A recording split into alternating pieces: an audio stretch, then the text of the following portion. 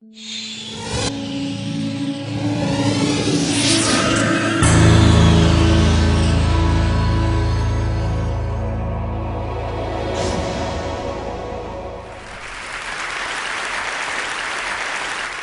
I was just asked to go and shoot this film called Elizabeth, and we were all talking about this great English icon and say, she's a fantastic woman. She does everything. How are we going to introduce her? So we went around the table with the studio and the producers and the writer, and they came to me and said, Shekhar, what do you think? And I said, I think she's dancing. And I can see what everybody looked at me, and somebody said, Bollywood. The other said, how much do we hire him for? And the third said, let's find another director. I thought I had better change. So we had a lot of discussion on how to introduce Elizabeth. And I said, okay, maybe I am too Bollywood. Maybe I'm Elizabeth, this great icon, dancing. What are you talking about? So I rethought the whole thing, and then we all came to a consensus. And here was the introduction of this great British icon called Elizabeth.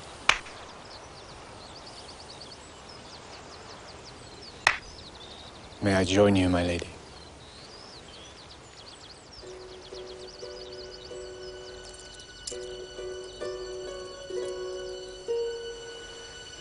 If it please you, sir.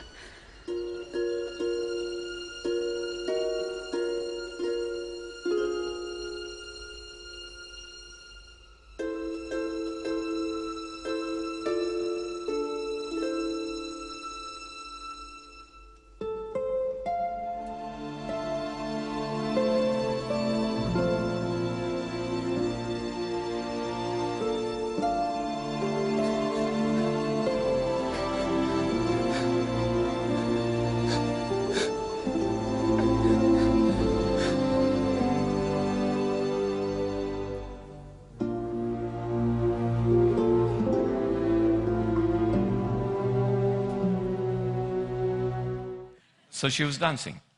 So how many people who saw the film did not get that here was a woman in love, that she was completely innocent, and saw great joy in her life, and she was youthful?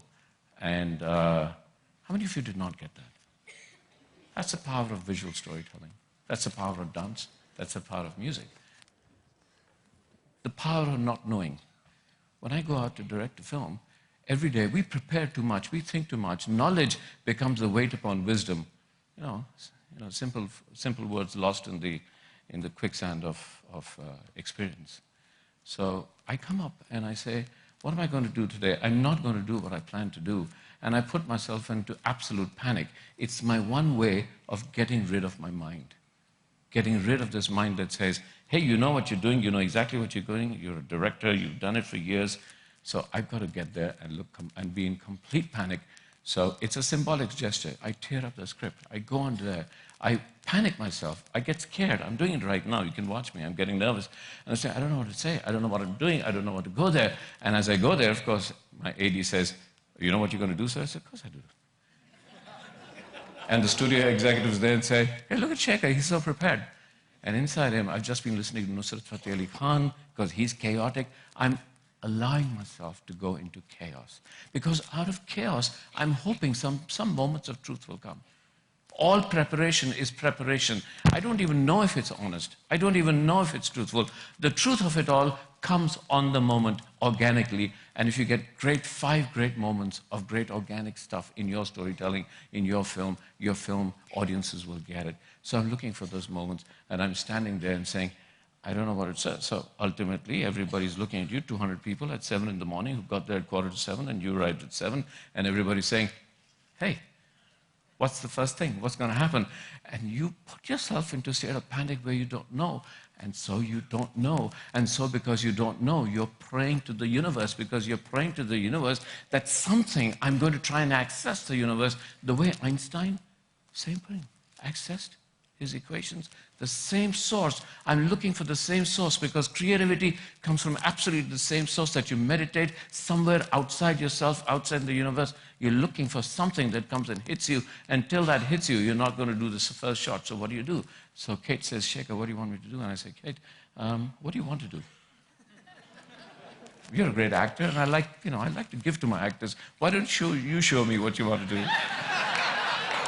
What am I doing? I'm trying to buy time. So the first thing about storytelling that I learn, and I follow all the time, is panic. Panic is the great access of creativity because that's the only way to get rid of your mind. Get rid of your mind. Get out of it. Get it out. And let's go to the universe because there's something out there that is more truthful than your mind, that is more truthful than your universe, Sadhguru. You said that yesterday. I'm just repeating it because that's what I follow constantly, to find the shunyata somewhere, the emptiness. Out of the emptiness comes a moment of creativity. So that's what I do. When I was a kid, I was about 8 years old. You remember how India was. There was no pollution. In Delhi, we used to call it the chat or the kotha. Kotha now has become a bad word. It means the terrace, and we used to sleep out at night. At school, I was being just taught about physics, and I was told that if there is something that exists, then it is measurable. If it is not measurable, it does not exist.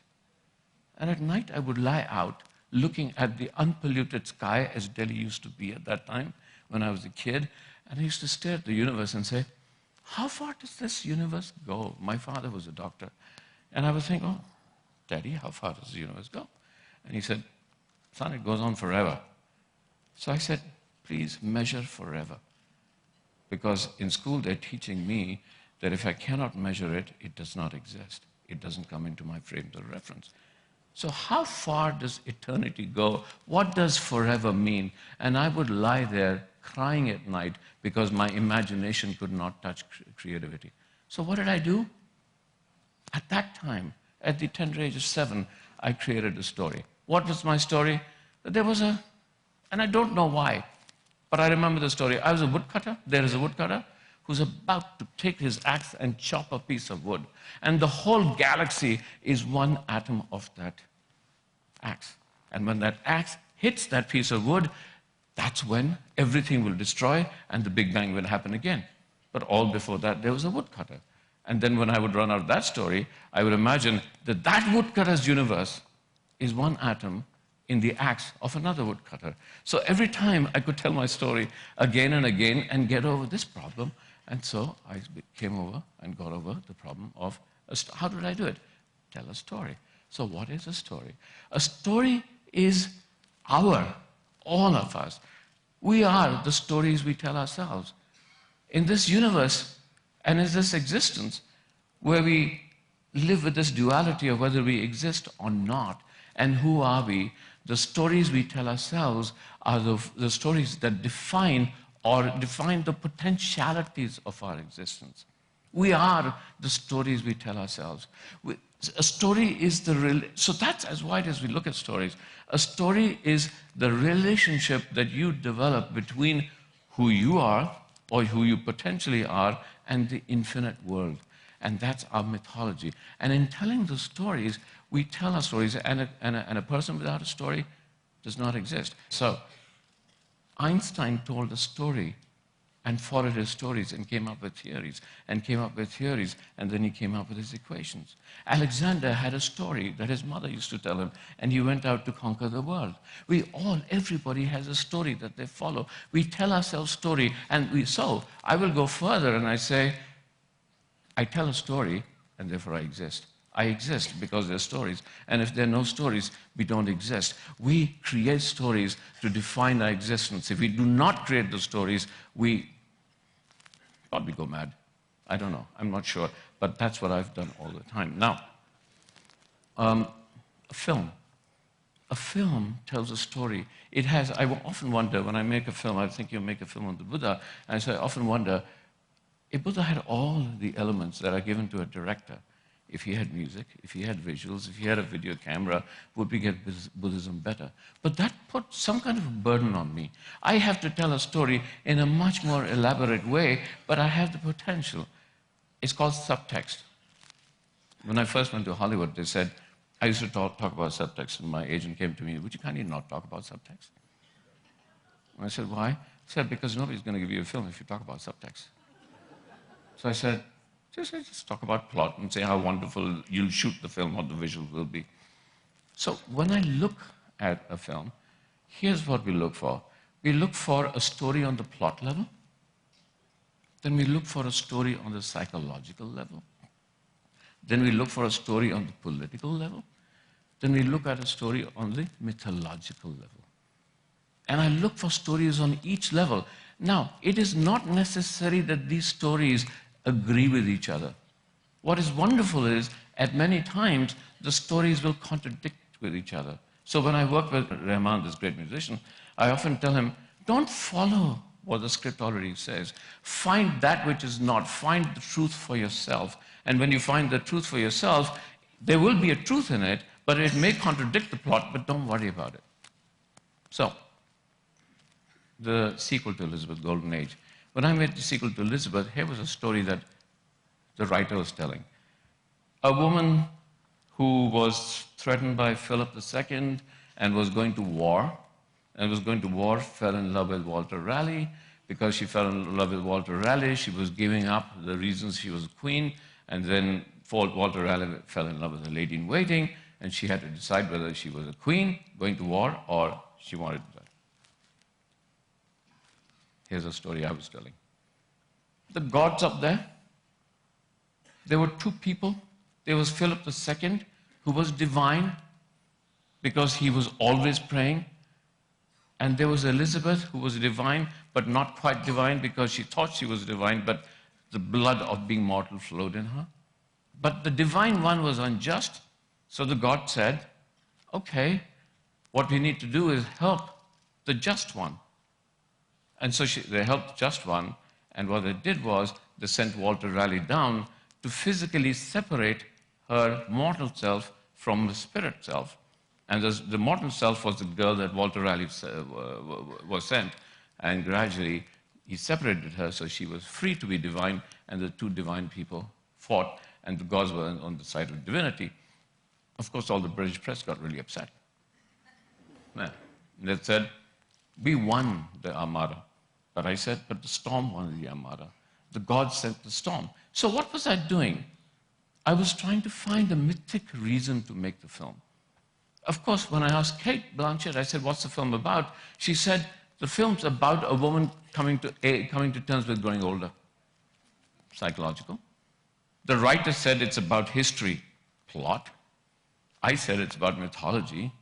The gods. So all the film. So let me show you a film, a piece from that film, and how a camera also. So this is a scene where in my mind, she was at the depths of mortality. She was discovering what mortality actually means, and if she is at the depths of mortality, what really happens, and she's recognizing the dangers of mortality and why she should break away from mortality.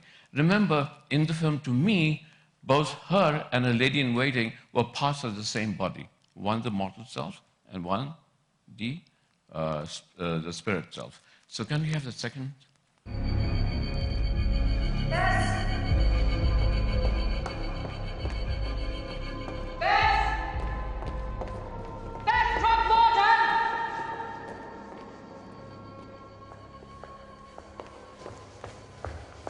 Here, my lady. Tell me, is it true?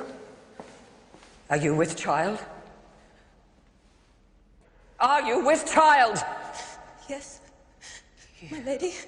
Traitress. You dare to keep secrets from me? You asked my permission before you before you breed my bitches wear my collars. Do you hear me? Do you hear me? Majesty, please, dignity. Mercy. This is no time for mercy, Walsingham. You go to your traitor brother and leave me to my business. Is it his? Tell me, say it. Is the child his? Is it his? Yes, my lady. It is my husband's child.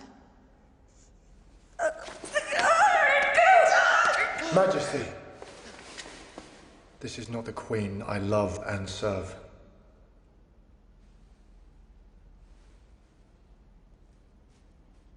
This man has seduced a ward of the Queen, and she has married without royal consent. These offences are punishable by law. Arrest him! Go!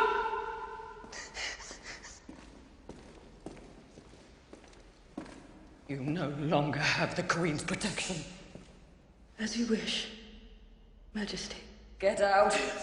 Get out! Get out! Get out!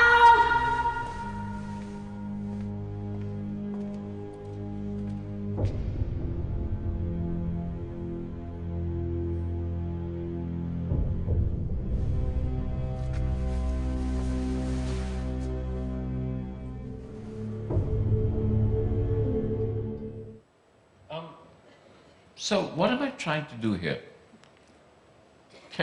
Elizabeth has realized, and she's coming to face with her own sense of jealousy, her own sense of mortality. What am I doing with the architecture? The architecture is telling a story. The architecture is telling a story about how, even though she's the most powerful woman in the world at that time, the architecture is bigger. The stone is bigger than her because stone is an organic, it'll survive her. So it's telling you, to me, stone is part of the destiny. Not only that, why is the camera looking down? The camera's looking down at her because she's in the well. She's in the absolute well of her own sense of being mortal. That's where she has to pull herself out from the depths of mortality, come in, release her spirit. And that's the moment where, in my mind, both Elizabeth and Bess are the same person, but that's the moment she's surgically removing herself from that. So the film is operating on many, many levels in that scene, and how we tell stories visually, with music, with actors, and at each level, it's a different sense and sometimes contradictory to each other. So how do we go next? So how do I start all this? What's the process of telling a story? About 10 years ago, I heard a little thing from a politician. Not a very politician that was very well respected in India. And he said that there's these people in the cities in one flush expend as much water as you people in the rural areas don't get for your family for 2 days. It struck a chord, and I said, that's true. I went to see a friend of mine, and he made me wait in his apartment in Malabar Hill on the 20th floor, which is a really, really upmarket area in Mumbai, and he was having a shower for 20 minutes. I got bored and left, and as I drove out, I drove past the slums of Bombay, as you always do, and I saw lines and lines in the hot midday sun of women and children with buckets waiting for a tanker to come and give them water. And an idea started to develop. So how does that become a story? I suddenly realized that we are heading towards disaster. So my next film is called Pani, which means water. And now out of the mythology of that, I'm starting to create a world. What kind of world do I create? And where does the ideas of design of that come? So in my mind, in the future, they started to build flyovers. You understand flyovers? Yeah? They started to build flyovers to get from A to B faster, but they effectively went from one area of relative wealth to another area of relative wealth. And then what they did was they created a city above the flyovers. And the rich people moved to the upper city and left the lower people, the poorer people in the lower cities. So about 10 to 12% of the people have moved to the upper city.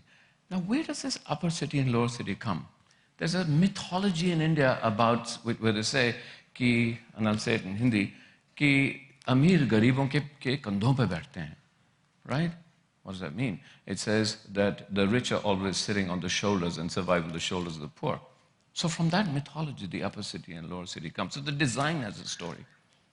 And now, what happens is that the people of the upper city, they suck up all the water. Remember the word I said, suck up. They suck all the water, keep it to themselves, and they drip feed the lower city. And if there's any revolution, they cut off the water. And because democracy still exists, it is a democratic way in which you say, well, if you give us votes, we'll give you water. So, okay, my time's up. But I can go on about telling you how we evolve stories and how stories effectively are who we are and how these get translated into the particular discipline that I'm in, which is film. But ultimately, what is a story? It's a contradiction. Everything's a contradiction. The universe is a contradiction. And all of us are constantly looking for harmony. When you get up, the night and day is a contradiction, but if you get up at 4 a.m., that first blush of blue is where the night and day are trying to find harmony with each other. Harmony is the notes that Mozart didn't give you, but somehow the contradiction of his notes suggests that, or contradictions of his notes suggest the harmony. It's the effect of looking for harmony in the contradiction that exists in a poet's mind, a contradiction that exists in a storyteller's mind. In a storyteller's mind is a contradiction of moralities. In a poet's mind is a conflict of words. In the universe's mind between day and night. In the mind of a man and a woman, we were looking constantly, the contradiction between male and female, we're looking for harmony within each other. The whole idea of contradiction, but the acceptance of contradiction is the telling of a story, not the resolution. The problem with a lot of storytelling in Hollywood and many films, and as Abhay was saying, is that we try to resolve the contradiction. Harmony is not resolution. Harmony is a suggestion of a thing that is much larger than resolution. Harmony is a suggestion of something that is embracing and universal and of eternity and of the moment. Resolution is something that is far more limited. It is finite. Harmony is infinite. So the storytelling, as like all other contradictions universe, is looking for harmony and infinity in moral resolutions, resolving one but letting another go. Letting another go and creating a question is really important. Thank you very much. Thank you.